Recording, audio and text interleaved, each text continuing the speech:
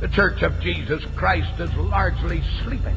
It's like a great bedroom, and you have all the Christians in bed, and they're all sleeping.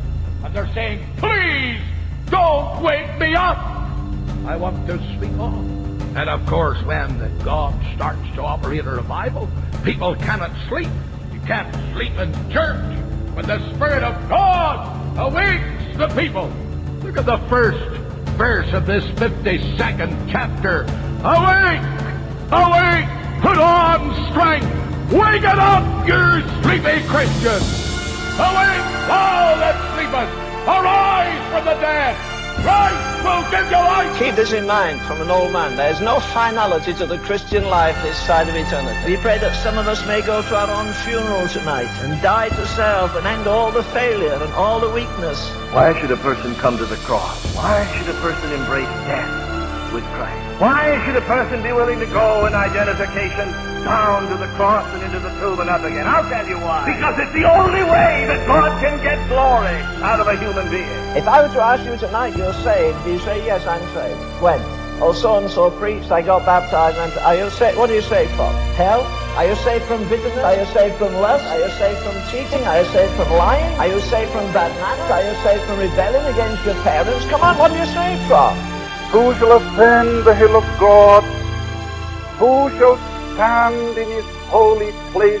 He that hath clean hands and a pure heart, who hath not lifted up his soul to vanity, nor sworn deceitfully, he shall receive the blessing of the Lord. And there's no room for him in the inn. He got a bit older, there was no room in his family. His family turned on him. He went to the temple, no room in the temple turned on him. And when he died, there was no room to bury him. He died outside of the city. Well, why in God's name do you expect to be accepted everywhere? How is it the world couldn't get on with the holiest man that ever lived, and it can get on with you and me? Have we compromised? Have we compromised? Have we no spiritual stature? Have we no righteousness that reflects on their corruption? He that is from above is above all. I want to say to Christians, don't go around apologizing for him. Don't go around worried because you can't make his doctrines fit in with what you've learned in school. All you learned in school was one fallen head instructing another fallen head.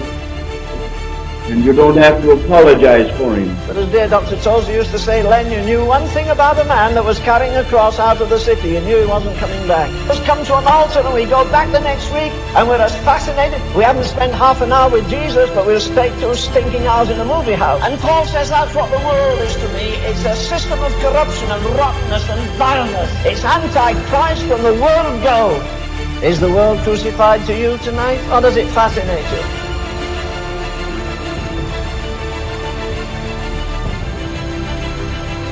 Do we not need a very much greater conception of how tremendously valuable a true expression of the church is to the Lord? It's priceless. But the Lord give us more of this anguish for his church as a whole. Then it will be precious to him.